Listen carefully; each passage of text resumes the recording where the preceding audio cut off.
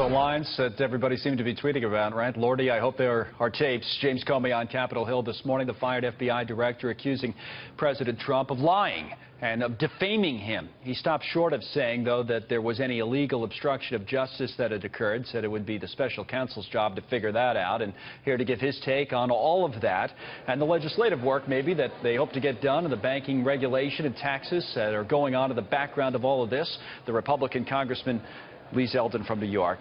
Thank you, Congressman, for coming on. We appreciate it. And to me, that's one of the big stories, is what can get done now with this having consumed so much oxygen, whether it's here in New York or there in Washington, D.C.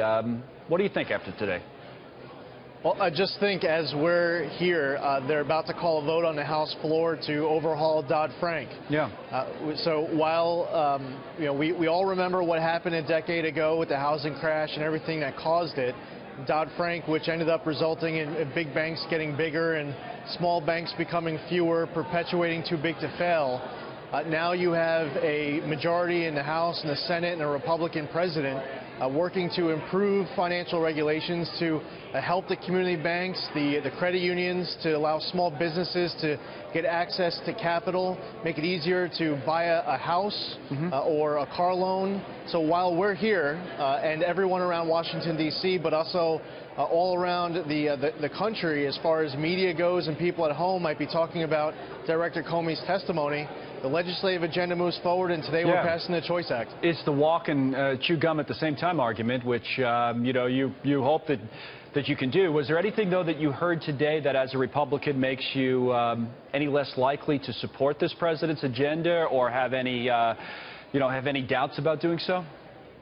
I think it's incredibly important, full steam ahead with regards to the agenda. Okay. As it relates to the essential need to reform our tax code, to improve health care in this country, to strengthen our military and take care of our veterans. All of those priorities are just as much important as they were this morning, last week, last month. So we have a president. I would actually say, it's an important message to those Democrats on the other side of the aisle who were calling for the president's impeachment while his hand was on the Bible taking the oath.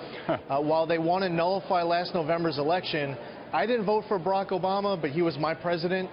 Donald Trump is their president, and if they want to work with us, there's an opportunity to help improve this country. We're going to do it one way or the other, but it would be nicer to have more people involved in this cause. Well, no doubt there were serious charges that were levied by this former FBI Director James Comey today, calling the sitting president of the United States and many of his associates inside the White House liars. I mean, that's what he started off with today. And then by the end of it, he seemed to be implying that the justice could have been obstructed. He, as I said earlier, kind of punted on that question, said that Bob Mueller, the special counsel, will have to decide on it. And you don't think that slows down his agenda, will make any other Republicans wary of supporting him? It is way too important. In order to secure our country, in order to grow our economy, we can't just sit here stuck in neutral while other countries convince American jobs to move there, American companies, American liquidity. There's too much at stake. There are people right now suffering in states. The Democrats, they like to talk about the popular vote, and maybe they want to look at California or New York or New Jersey of why they got those votes. But right in the middle of America, you have people who are struggling to make ends meet. They're working 2 jobs. They care about improving trade policy. They want to not just be employed, but they want to make enough in order to have a certain standard of living, to put food on the table and own a home and pursue the American dream.